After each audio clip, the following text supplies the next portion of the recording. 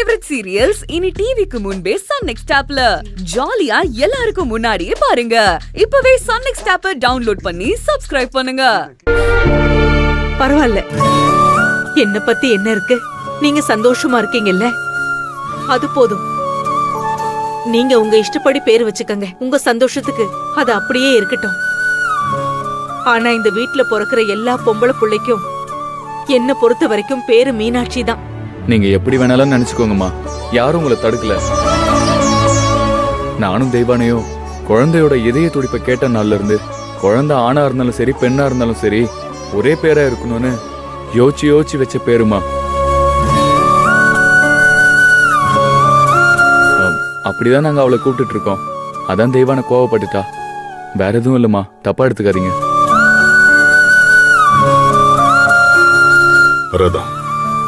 அவன் தான் அவ்வளவு தூரம் சொல்றான்ல, விடு. சரவணா, தெய்வான ரொம்ப அழகான பேர் செலக்ட் பண்ணிருக்கீங்க. ஸ்ரேயா, எவ்வளவு நல்ல பேரு, எனக்கு ரொம்ப பிடிச்சிருக்கு.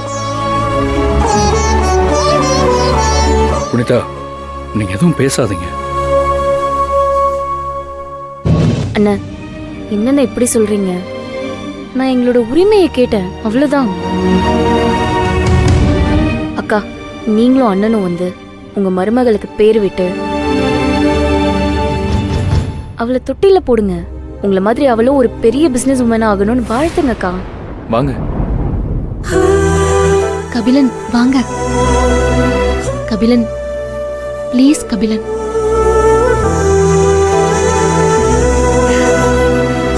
ஸ்ரேயா, ஸ்ரேயா, ஸ்ரேயா.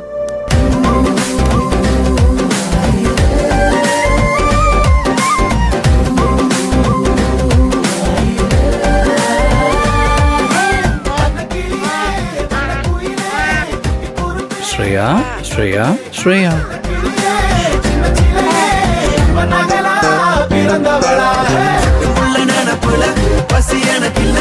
அம்மா, நீங்க போய் பாப்பா பேரை சொல்லுங்கம்மா.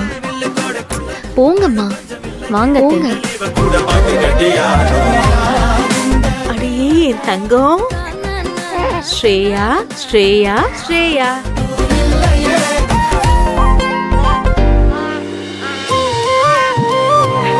அழகு.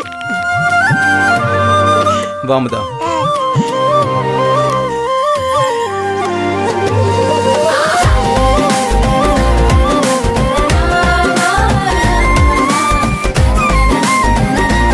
ஸ்ரேயா, ஸ்ரேயா, ஸ்ரேயா எடுத்துக்கங்க.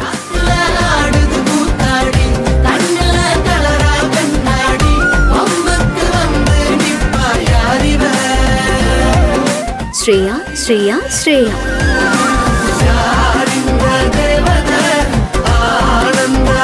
அடுத்து யார் நீங்க?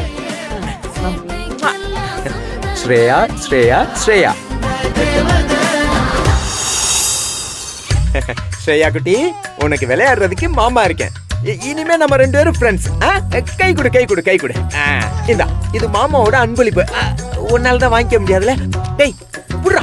டேய், ஸ்ரேயா எப்படி சிரிக்கிறா பாடுறா. செல்ல குட்டி. என்னடா சூப்பர். என்னடா குரங்கு பாப்பாவுக்கு பொம்மை கொடுக்குதேன்னு நினைச்சேன். ஆனா அது இன்னொரு குரங்கு சொல்லுது பாரு, அதான் ரொம்ப ஓவரா இருக்கு. போய் பேர சொல்லு. ஸ்ரேயா, ஸ்ரேயா, ஸ்ரேயா.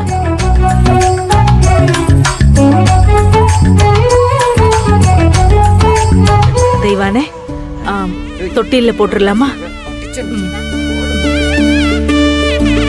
பெரியவங்களா சேர்ந்து குழந்தைய தொட்டில போடுங்க.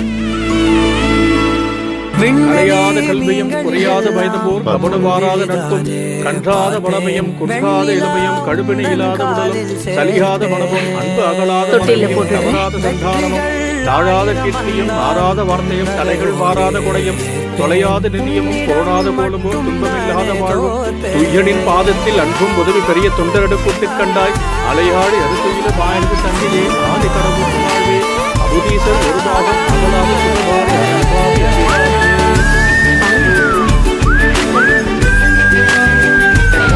சூப்பர்.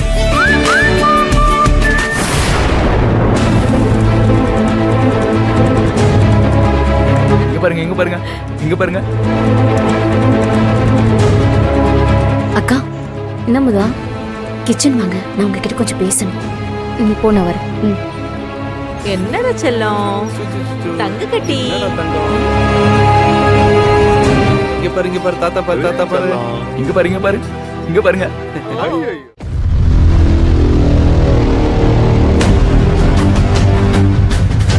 என்ன எதுக்கு தனியா கூட்டு வந்த? அமுதா அதுக்கு தெய்வானைய தனியா கூட்டிட்டு வந்திருக்கா. ஏற்கனவே தெய்வானை ஏகப்பட்ட கோவத்துல இருக்கா.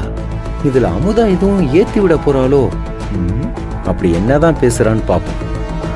அது இல்லக்கா, நான் தூக்க மாத்திரை சாப்பிட்டு என்ன ஹாஸ்பிட்டல்ல சேர்த்ததுல இருந்து புனிதாண்டி மேலயும் என் அண்ணன் மேலயும் என் வீட்டுக்கார் செம்ம கோவத்துல இருக்காரு. அந்த கோவத்தை தான் எல்லாரும் முன்னாடியும் காட்டிக்கிட்டு இருக்காரு. மணிகண்ட எப்பவுமே அப்படிதான். அவனுக்கு புனிதாக்கான ஆகவே ஆகாது. இப்போ உன் விஷயம் அவனுக்கு அது ஒரு எக்ஸ்ட்ரா சாக்கா இருக்கு, அவ்வளவுதான். இது சொல்லதான் நீ என்ன தனியா கூப்பிட்டு வந்தியா? ஆஹா, அத சொல்ல நான் கூப்பிடலக்கா. புனிதா அண்ணிய வேணும்னே அவமானப்படுத்துறதா அத்தை எங்க மேல கோவத்துல இருப்பாங்க. இப்போ நீங்களும் குழந்தைக்கு மீனாட்சின்னு பேர் வைக்க வேண்டாம்னு சொல்லிட்டீங்க. இப்ப அத்தையோட கோவம் உச்சத்துல இருக்கும்.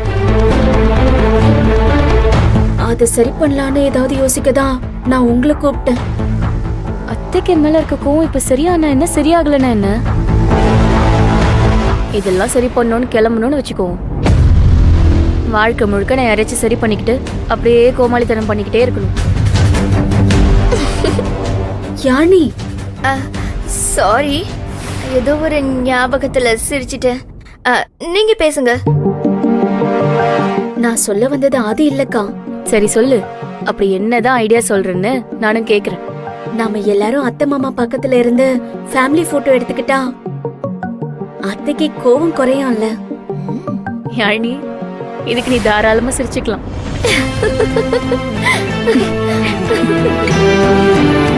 என்னக்கா சிரிக்கிறீங்க?